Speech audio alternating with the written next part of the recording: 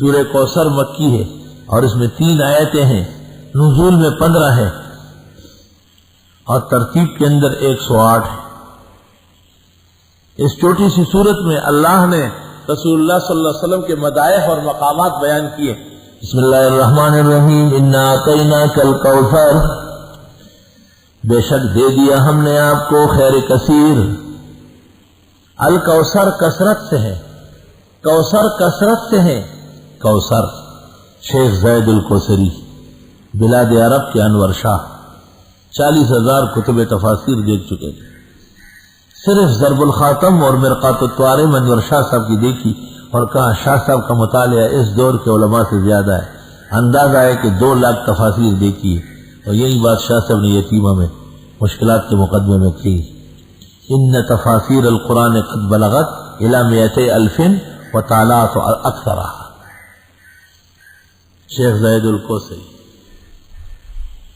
ایک کوثر نام کا مولوی ادھر بھی گزرا ہے، حکومتوں کے ساتھ ہوتا تھا، اصل نام نہاد زنگیرہ کافور۔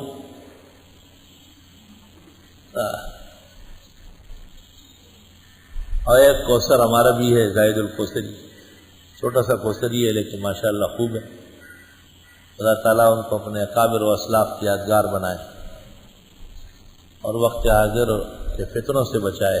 تعلیم کے بہانے بچوں کے ساتھ جو فتنہ خود اپنوں کی طرف سے ہوتا ہے، معصوم بچوں کو اللہ اس سے بچائے۔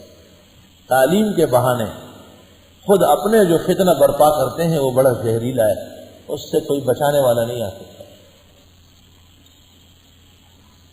انا اعطیناک الکوثر، بے شک ہم نے دے دی آپ کو کوثر۔ آپ نے فرمایا نہر جار فی الجنہ، یہ جنت میں ایک نہر ہے، اور فرمایا اس کے کنارے سونے کے ہیں اور اس میں زبرجد جڑا ہوا ہے، اور اس کے کناروں پر جو آپھورے رکھے ہوئے ہیں وہ کعدد نجوم السماء، جیسے آسمان کے اندر ستارے ہیں اس سے بھی زیادہ گنتی کے ہیں، اور وہ بھر بھر کے میں امت کو پلاؤں گا۔ اور بخاری میں ہے، فرمایا میں حوض کوثر پر کھڑا ہوں گا اور لوگ وہاں سے گزریں گے۔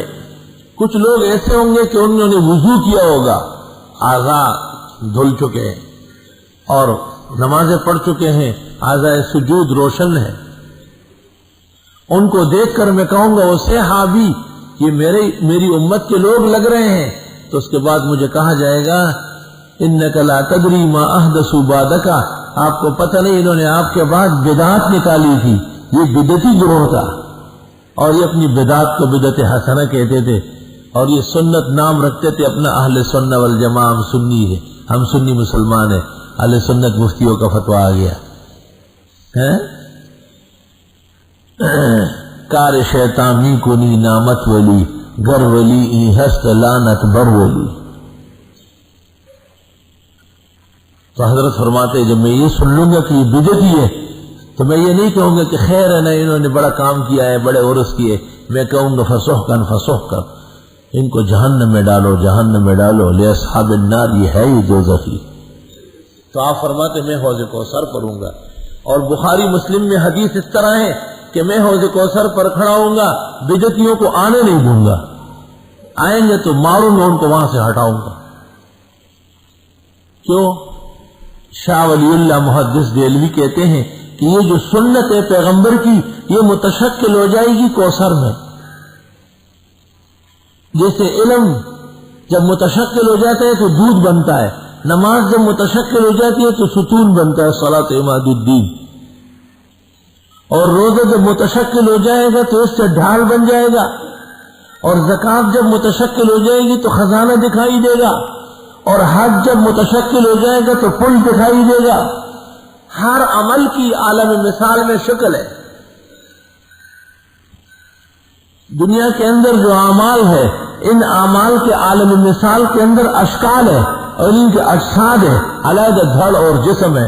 تو شاہ ولی اللہ محدث دہلوی لکھتے ہیں کہ رسول اللہ صلی اللہ علیہ وسلم کی جو سنت ہے وہ متشکل ہو جائے گی، حوض کوثر بن جائے گا۔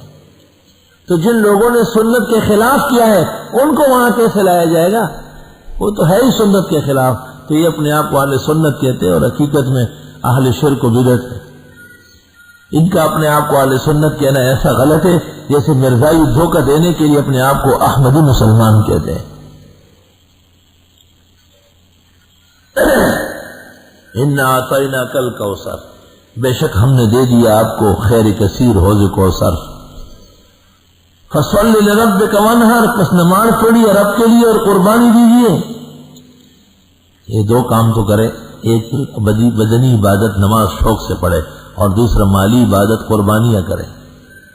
قربانیاں آپ اتنی کرتے تھے کہ حجۃ الوداع کے موقع پر علی کو بھیجا اور ایک ریوڑ 100 اونٹوں کا منگوایا، 63 اونٹ آپ نے اپنے دست اقدس سے، صحابہ کہتے آپ نے ایسا آستین چڑھایا اور چھری ہاتھ میں لی، نیزہ اونٹ کو نہر کرنے کے لیے، تو کہا کہ وہ آپ کا ہاتھ مبارک جو آستین آپ نے اوپر کیا وہ ایسا چمکتا تھا کہ چودھری کے چاند سے زیادہ۔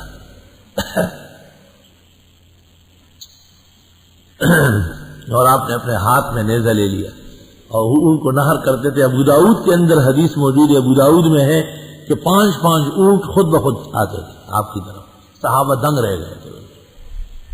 آپ جب نے نہر شروع کیا 5 اونٹوں کا کرتے تھے تو اس گلے میں سے 5 اونٹ خود نمبر سے آتے تھے۔ تو آپ نے صحابہ سے کہا کہ متعجب مت ہو، یہ بھی مجھے نبی آخر زمان مان رہا ہے اور یہ پوری تسلی کے ساتھ قربان ہو رہے ہیں، ان کو پتہ ہے کہ اس مختصر زندگی کے بعد بڑی زندگی ملے گی، اس لیے جو ہے نا اس تعجب کی ضرورت نہیں ہے، یہ سب کے سب میری امت ہے۔ 63 آپ نے اپنے دست اقدس سے نہر کیے اور پھر علی المرتضیٰ چونکہ گھر کے آدمی تھے، داماد تھے، بقیہ ان کے حوالے کیے کہ یہ آپ نہر کریں۔ باقی وہ نہر ونہر کے معنی جو ہے نا سینے پہ ہاتھ باندھنے اس معنی وہ سب بیکار باتیں، وہ سب ضیاف اور متروک اقوال ہے، لوگوں کے پاس کوئی دلیل سینے پہ ہاتھ باندھنے کی نہیں ہے، ادھر ادھر ہاتھ پیر مار رہے ہیں۔ ترمذی شریف سے آئے سے تک کی 3 نمبر کی بڑی کتاب ہے اور اس میں لکھا ہے وَبَعْضُ النَّاسِ يَضَعُونَ أَيْدِيَهُمْ تَحْتَ السُّرَّةِ وَبَعْضُهُمْ يَضَعُونَ أَيْدِيَهُمْ فَوْقَ السُّرَّةِ۔ مسئلہ ناف کا ہے، ناف کے نیچے رکھنے والے حنفیہ، ناف کے اوپر رکھنے والے مالکی اور شوافی، سینے پر ہاتھ رکھنا سنن ابو داؤد کے مراسیل میں ہے، ام المومنین فرماتی ہے یہ عورتوں کا طریقہ ہے، عورتیں ہاتھ سینے پر رکھے گی، ہدایہ میں ہے لأنها استر لها، اس سے پردہ بہت ہو جائے گا، اس کے سینے ڈھک جائے گا۔ خدا جانے کہ یہ جو ہاتھ اوپر رکھتے یہ کس کام کے لیے، کیا چیز چھپانا چاہتے ہیں؟ معلومات ہے کوئی چیز چوری کی، خالی سوال۔ ہمارے بزرگ تھے قاری سرور مرحوم، وہ کئی غلطی سے ان کی مسجد میں چلے گئے، نماز پڑھ رہے تھے، ان کو بڑی تکلیف ہوئی، نماز کے دوران اس کے ہاتھ پکڑ کے یہاں لے آئے۔ تو قاری صاحب نے ان سے پوچھا کہ میں صحیح نماز تو پڑھ رہا تھا، کیا ہو گیا؟ کہا نہیں، ہاتھ اوپر ہو تو جتنا اوپر ہو اچھا ہے۔ قاری صاحب نے کہا بہت اچھا۔ 2 رکعت کی نیت باندھ لی اور ہاتھ دونوں ادھر سر کے اوپر باندھ لیے۔ تو غیر مقلد مولوی آیا، اس نے کہا حضرت یہ مطلب نہیں ہے۔ کہا کیا مطلب ہے؟ یہی مطلب ہے نا، جتنا اوپر جائے آدمی بہتر رہے گا۔ چھتری بنائی بالکل۔ ان شانئک هو الابتر، بے شک آپ کا دشمن جو ہے وہ دم کٹا ہوگا اور اس کا نام لیوا کوئی نہیں ہوگا۔ بتر اور ابتر، بتر یبتر مانا ہلاک کرنا، اور ابتر کہتے ہیں اس شخص کو جس کے اولاد نہ ہو، نسل نہ ہو۔ تو ظاہر ہے جب اولاد و نسل ہی نہیں ہے تو کون اس کو یاد کرے گا۔ اس صورت کے اندر 3 درجات ہے۔ انا اعطیناک الکوثر، یہ رسول اللہ صلی اللہ علیہ وسلم کا مقام اور مرتبہ ہے، اور فصل لربک وانحر یہ آن حضرت صلی اللہ علیہ وسلم کی زندگی گزارنے کا پروگرام ہے، اور ان شانئک هو الابتر یہ آپ کے دشمنوں کا برا انجام ہے۔ تو انا اعطیناک الکوثر مقامہ، فصل لربک وانحر برنامجہ، ان شانئک هو الابتر عاقبۃ اعدائی۔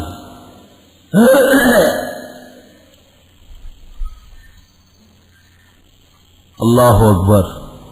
سورۃ کوثر جب نازل ہوئی تو آپ نے علی کو کہا، اس وقت تمام شعراء نے اپنے اپنے اشعار لکھ کر کے کعبے کے سامنے لٹکائے تھے، ہر شاعر کو اپنے شعر پر فخر تھا، تو حضرت نے علی کو کہا کہ اس کو لکھ کے کعبے پہ لٹکاؤ۔ علی نے کہا وہاں تو بڑے بڑے قصیدے لٹکے، آپ نے فرمایا لکھ کے لگاؤ ذرا، شام کو دیکھنا۔ حضرت علی نے یہ سورۃ کوثر کاغذ پر لکھی اور کعبے کی دیوار پر لگائی۔ بس جو شاعر آ کے اس کو دیکھتا ہے اپنا قصیدہ اتار کے لے جاتا ہے، اور اس نے ہر ایک کہتا ہے کہ ایک ایسا کلام نازل ہوا ہے اور ایسا کلام دیکھنے میں آیا ہے کہ اس کے سامنے ہمارا شعر نہیں چلے گا، سب بیکار ہو گئے۔ انا اعطیناک الکوثر فصلی لربک وانحر ان شانئک هو الابتر۔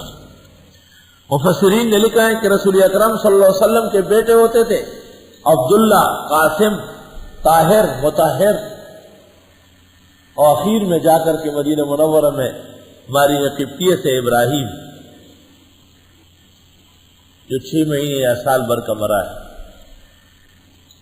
بیٹے ہوتے تھے اور مرتے تھے تو مشرکین نے کہا کہ بس یہ دین اس پیغمبر تک ہے اور اس کے بعد نہیں چلے گا۔ اللہ تعالیٰ نے تسلی دی کہ ہم نے آپ کو بہت بڑا مقام دیا ہے، قیامت تک عقیدہ اور عمل آپ کے بغیر قبول ہونے نہیں دوں گا، بس آپ نمازیں پڑھے اور قربانیاں دیں۔ نماز سے مراد وہ تمام عبادات ہے جو جسم سے تعلق رکھتی ہے، اور نہر سے مراد وہ تمام عبادات ہے جو قربانی اور مال سے تعلق رکھتی ہے۔ انسان کے دو مرحلوں کا امتحان ہوتا ہے، یا جان کا یا مال کا۔ تو جان کا تصدق اور جان کی حفاظت وہ نماز پڑھنے سے، اور مال کی حفاظت وہ قربانی کرنے سے۔ ان شانئک هو الابتر، ہم نے آپ کو مقام حوض کوثر کا دیا، اور آپ نمازیں اور قربانی رب کی کرتے ہیں، تو جو تیرے ساتھ دشمنی کرے گا وہ نہیں رہے گا، نہیں رہے گا، وہ بے نام و بے مرام ہوگا، ابتر، دھمکٹا ہوگا۔ دنیا میں کفر ہے لیکن ابو جہل کا نام لیوا نہیں ہے، امیہ کا نام لیوا کوئی نہیں، عتبہ و عتیبہ کا جاننے والا کوئی نہیں۔ اور دنیا کا وہ حصہ کہاں ہے جس میں محمد رسول اللہ صلی اللہ علیہ وسلم کے ترانے نہیں ہیں۔